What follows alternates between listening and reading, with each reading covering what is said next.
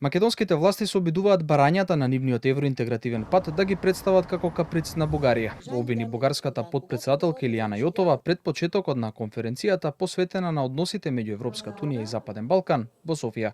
Според Јотова, Бугарија не поставувала дополнителни услови кон земјава и побара, како што кажа, преземените обврски да бидат исполнети. Во обраќањето на конференцијата даде и коментар за словенечко-германската иницијатива за промена на начинот на гласање во Европската унија. По някои пъти доста емоционално. Хайде сега да си затворим очите за това, че някой критерий не е изпълнен. И затова не приемам тезата въпросите на разширяването да се приемат с квалифицирано мнозинство.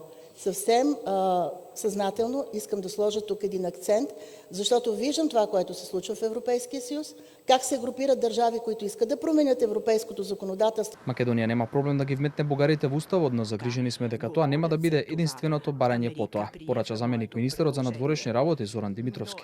We don't have any problem that Bulgarian will become actually a part of our constitution and their rights to be protected. So it has never been an issue.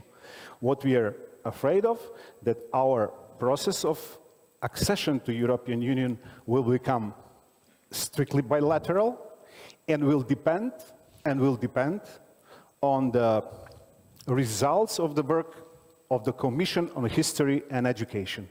Еврокомесарката за проширување Марта Коско е денеска и на средби со бугарскиот државен врв, иако не ја спомена директно Македонија во обраќањето на конференцијата, побара земјите од регионот да го искористат моментумот за проширување, иако како што самата посочи, барањата од унијата некогаш навлегуваат и во идентитетски прашања. Seizing the windows of opportunity requires leadership, strong leadership that embraces transformational reforms.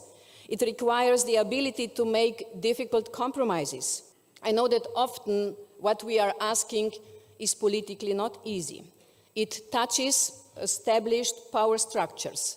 It challenges vested interests. Sometimes it touches on questions of identity and it demands a clear geopolitical orientation.